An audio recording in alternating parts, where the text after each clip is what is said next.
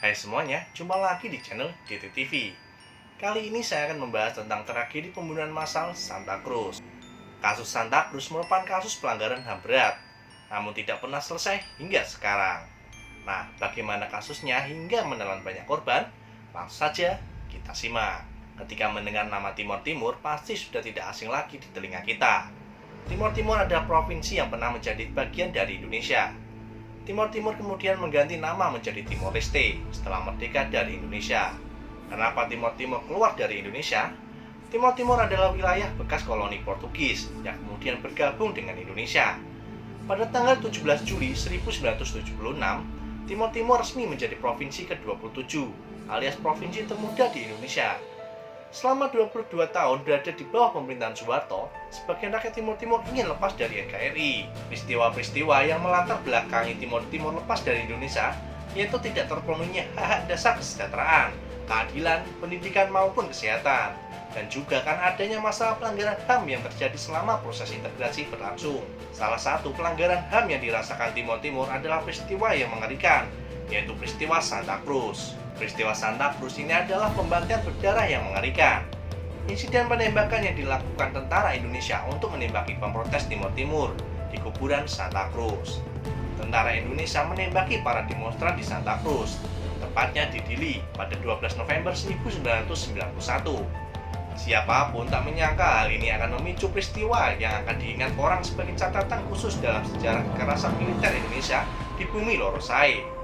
Jauh-jauh hari sebelum kejadian insiden ini, para mahasiswa telah mengantisipasi kedatangan delegasi parlemen dari Portugal yang masih diakui oleh PB secara legal sebagai penguasa administrasi Timor Timur. Rencana ini dibatalkan setelah Jakarta keberatan karena hadirnya Gilles Joliffe sebagai anggota delegasi itu. Joliffe adalah seorang wartawan Australia yang dipandang mendukung kemerdekaan Frantilin, yaitu partai politik di Timor Timur yang berjuang untuk kemerdekaan. Mereka membuat spanduk-spanduk penyambutan delegasi Portugal di gereja Monteal yang diawasi terus gerak-geriknya oleh aparat.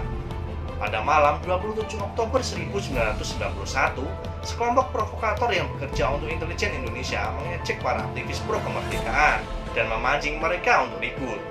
Anak-anak muda Timor Timur terpancing dan perkelahian berlangsung di malam itu juga.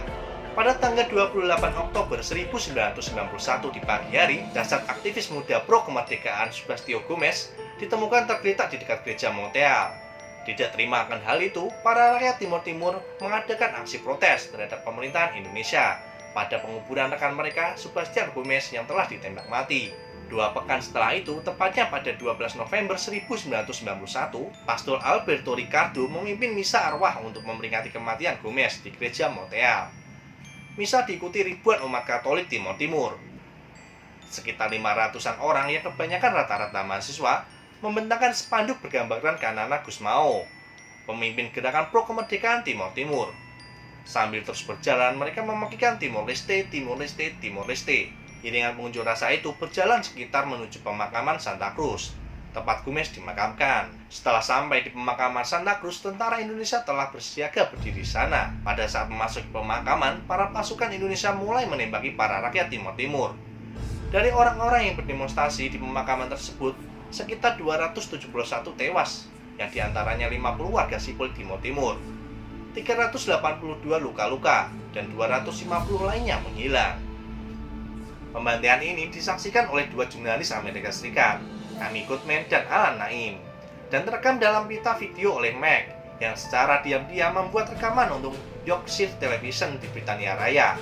Para juru kamera berhasil menyelundupkan pita video tersebut ke Australia. Video Mac tersebut kemudian disiarkan ke seluruh dunia, dan setidaknya mata dunia terbuka.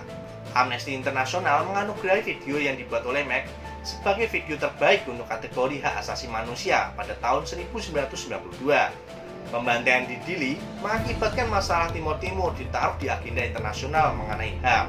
Senator Amerika Serikat meminta Presiden George Bush agar membantu Timor Timur menentukan nasib sendiri dengan memasukkan persoalan tersebut dalam agenda revolusi Majelis Umum PBB. Banyak rakyat Portugal menyesali keputusan pemerintah yang praktis meninggalkan bekas koloni mereka. Rakyat Portugal ini terharu ketika melihat orang Timor Timur yang sedang kesusahan dan berdoa dalam bahasa Portugis. Sampai saat ini, kasus pembantaian berdarah Santa Cruz belum dilakukan pengadilan dan penyelesaian yang penuh. Pada 2001, pemerintah Timor Timur membentuk komisi untuk penerimaan, kebenaran dan rekonsiliasi di Timor Timur untuk menyelidiki pelanggaran HAM antara 1974 sampai 1999. Dalam penyelidikan ditemukan keterlibatan 72 perwira militer liar dengan sebutan tim mawar.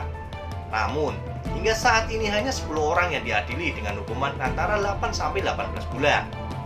Kejadian ini kemudian masuk dalam sejarah besar bagi rakyat Timor Leste sebagai salah satu hari yang paling berdarah bagi mereka, dan diperingati sebagai Hari Pemuda oleh negara Timor Leste yang memberikan perhatian internasional bagi perjuangan mereka untuk merebut kemerdekaan. Nah, pada tanggal 30 Agustus 1999 digelar referendum di Timor Leste. Referendum adalah suatu bentuk demokrasi yang berupa proses pemungutan suara yang bertujuan untuk mengetahui kehendak rakyat secara langsung. Terdapat dua pilihan dalam referendum, yakni menerima otonomi khusus untuk Timor Timur dalam NKRI atau menolak otonomi khusus hasil referendum. Menunjukkan sebanyak 94.388 penduduk atau 21,5% memilih tawaran otonomi khusus. Sementara 344.580 penduduk atau 78,5% memilih untuk menolaknya. Hasil referendum ini membuat Timor Timur menjadi sebuah negara baru. Setelah referendum tersebut, Timor Timur resmi berubah menjadi negara Timor Leste pada 20 Mei 2002. Nah, itu adalah sejarah singkat tragedi berdarah Santa Cruz dan lepasnya Timor Leste dari pelukan Indonesia. Sampai jumpa di next video. Jangan lupa like, komen, dan subscribe.